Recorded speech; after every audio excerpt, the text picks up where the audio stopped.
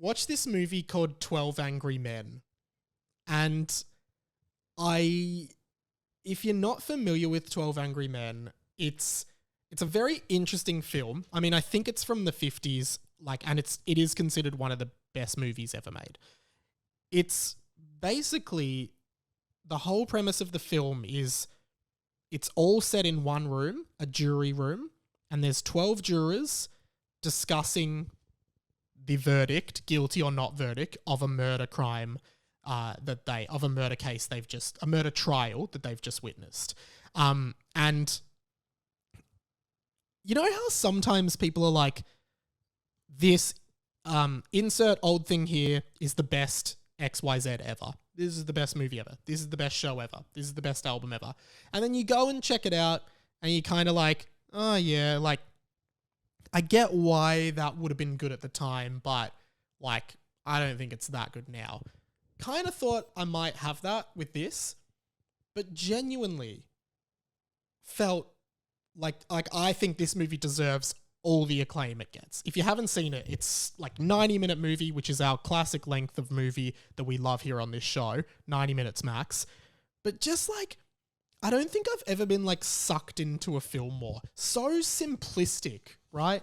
So simplistic. It essentially is all happening like in real time in this jury room. The whole movie takes place in the jury room except for like maybe 2 minutes at the start and end.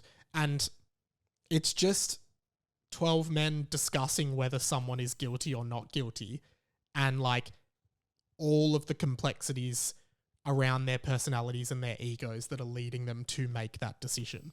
And I've never seen a movie quite like it.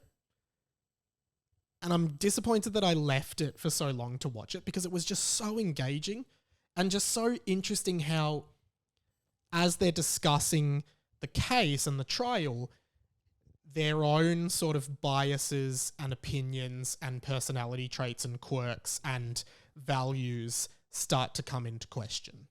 And they all start to realize that things on face value aren't what they seem. And if you've seen the film, you'll know like all these bits that I'm talking about.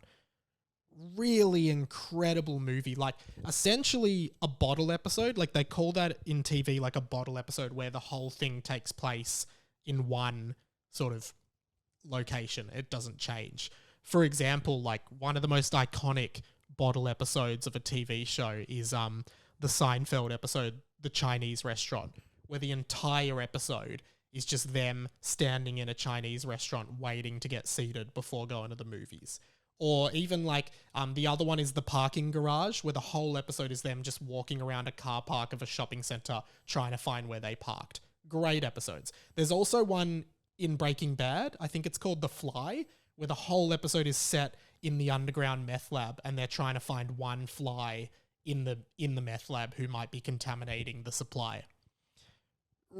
They're really great. If they're done well, they're really great. So if there's any others that spring to mind, let me know.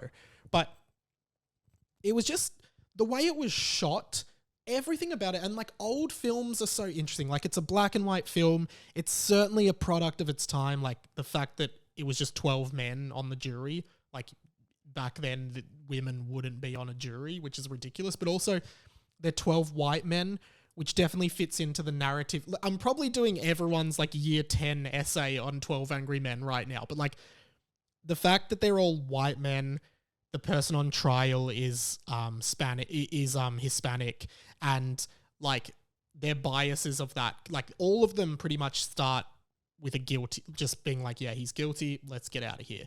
Not really caring about or having compassion for the fact that if he's guilty, he gets the death sentence. And only one of them goes, no, he's, I think, not guilty, and I want to talk about it.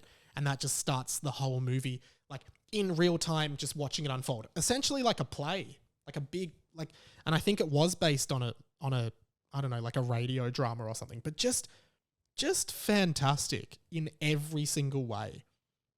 Like such distinguishable characters, all like, again, all in black and white. You know, I feel like old black and white movies always have like this fuzzy sound in the background, just like capturing the noise of the room that really feels like an old movie thing. But even just like halfway through, it starts storming and raining and there's a whole change of like pace and tone because of that. And there's like this clock ticking in the background. All this stuff they do in this movie that just kind of helps you feel like the pressure and the tension of the room. Amazing. Loved it.